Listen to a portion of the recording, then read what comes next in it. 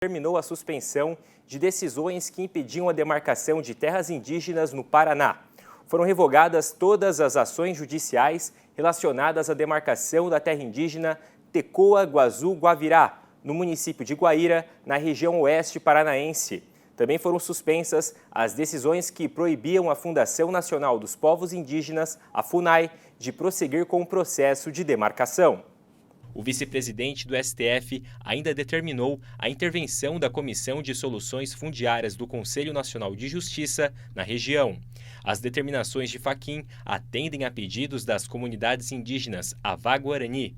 Na decisão, o ministro destaca que os recentes episódios de violência apenas aprofundam a vulnerabilidade dos povos indígenas e das comunidades que vivem próximas terras. E lembra também que, por outro lado, é necessário o reconhecimento do direito à indenização dos que possuam anteriormente a Constituição e, com justo título e boa-fé, terras particulares na região. Durante o governo de Jair Bolsonaro, a FUNAI anulou a demarcação da terra indígena. Mas no ano passado, a nova gestão da fundação autorizou a retomada do processo, que até então estava suspenso por decisão da Justiça Federal. Em imprensa, a Frente Parlamentar da Agropecuária expressou preocupação com as determinações do ministro. A FPA argumenta que a decisão parece ignorar as falhas apontadas pelo Poder Judiciário em relação aos processos de demarcação, além de desconsiderar a Lei 14.701 de 2023, aprovada pelo Congresso Nacional, que regula o procedimento de demarcação de terras indígenas. Nesta manhã, o presidente da frente, o deputado Pedro Lupion, destacou que a decisão de Fachin é monocrática e gera insegurança jurídica aos produtores da região. A decisão tomada pelo ministro Fachin, aliás, decisão monocrática, gera extrema preocupação. Além de intensificar a tensão na região oeste do estado do Paraná, na cidade de Guaíra mais especificamente, é mais um ataque frontal ao direito de propriedade. Ao autorizar as demarcações com laudos antropológicos fajutos, sem comprovação da demarcação dessas áreas, o ministro Fachin faz com que os nossos produtores, que estão há décadas nessas regiões, há décadas nessas propriedades, tenham o direito de propriedade completamente desrespeitado. Nós aprovamos uma lei, essa lei está vigente, essa lei é válida e não há porquê o STF, em decisão monocrática, questionar isso. Nós estamos aguardando o retorno do recesso do Judiciário. Existem duas ações judiciais em relação à lei do marco temporal e nós precisamos que a vontade soberana da população valha. A vontade soberana da população é a eleição dos seus parlamentares. E nós todos no Congresso Nacional aprovamos a lei do marco temporal e conseguimos uma vitória extremamente importante, inclusive derrubando os vetos do presidente da República. A lei é vigente e precisa ser cumprida. Vamos ampliar o assunto com o advogado especialista em agro, Eduardo Diamantino. Boa tarde, Eduardo. Seja bem-vindo mais uma vez. Boa tarde, é um prazer estar aqui com vocês. Eduardo, a decisão do Fachin é liminar e precisa ser referendada pelo plenário do STF. Você acredita que isso pode abrir margem para que outros estados entrem com ações similares? Olha, eu acho que essa decisão é totalmente questionável. Eu concordo com a colocação do deputado Lupion. Não faz o menor sentido isso. Essa ação civil originária, essa CO, inicialmente ela é de relatoria do ministro Toffoli. O ministro Toffoli negou essa liminar requerida agora, novamente, pelos autores da ação em 2022, para ser mais exato, em março de 22. E agora, durante o plantão, e de forma extremamente casuística, baseado em algumas notícias de jornal que teriam ocorrido mortes de animais dentro da reserva legal, ele simplesmente concedeu a liminar de forma monocrática. Fico pensando, e que bom seria se já estivesse valendo a PEC 8 de 2022, aquela que vai regular a concessão de liminares pelo Senado, isso não teria ocorrido. Ou, se tivesse ocorrido, seria, porque estamos no plantão, seria cassado nos próximos 30 dias essa liminar quando submetida ao plenário. Diamantino, essa decisão aumenta a insegurança jurídica na região?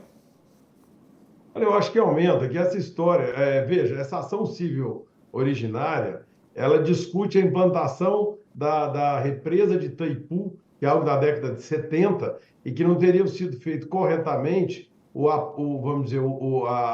a remoção dos indígenas da região. Veja, já passou tanto tempo, a área está consolidada, fazendeiros colocados no lugar. Agora eles querem, veja, mais duas ações, uma da Prefeitura de Guaíra e uma da Federação da Agricultura do Estado do Paraná, conseguindo liminar para que o processo não andasse.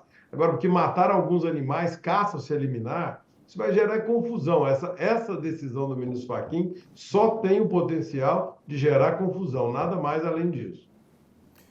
O ministro Fachin, né, ele frisou que a solução para esses conflitos não é simples e é necessário o reconhecimento do direito à indenização dos que possuem anteriormente a Constituição e com justo título e boa-fé terras particulares na região.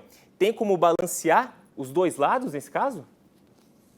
Olha, veja, essa história da justa indenização é algo que o Supremo precisa rever.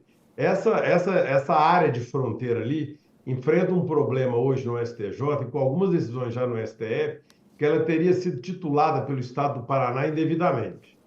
Então, a boa-fé foi até o momento desprezada pelos tribunais superiores. Resolvido esse problema, quem está ocupando a área teria a condição de pleitear uma indenização no futuro. Agora, nada disso é liminarmente, nada disso é assodadamente e da forma como foi feita. Eu acho lamentável essa decisão.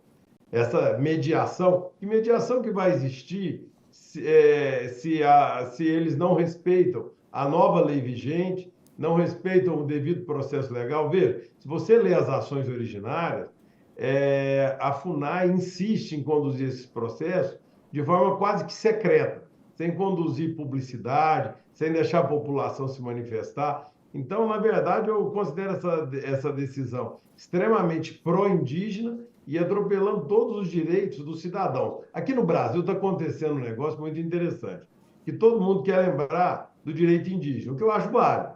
Mas tem que lembrar também que quem não é indígena tem direitos. Isso é que está sendo esquecido nesse atual momento da nossa política judicial. O Congresso regulamentou a tese do marco temporal e o STF entende que o marco temporal é inconstitucional. Essa queda de braço entre Congresso e STF é ruim para o país, né?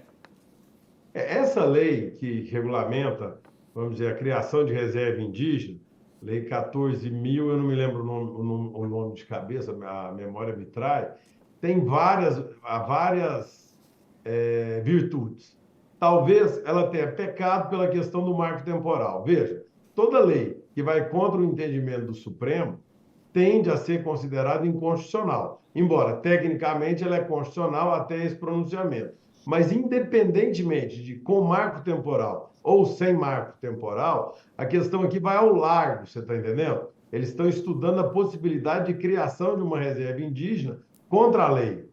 Sabe, ainda que não exista o marco temporal que pudesse ampliar essa reserva indígena, tem que se cumprir a Lei 14.000. E essa lei não é inconstitucional no que ela dispôs que o Supremo não tinha se manifestado. Então, essa questão aqui, só para deixar um pouco mais claro, não é bem de marco temporal, é de como se cria ou se amplia uma reserva indígena. Perfeito. Eu conversei com o advogado especialista em agro, Eduardo Diamantino. Eduardo, muito obrigado pela sua presença aqui no Mercado e Companhia. Estou sempre às ordens, é um prazer.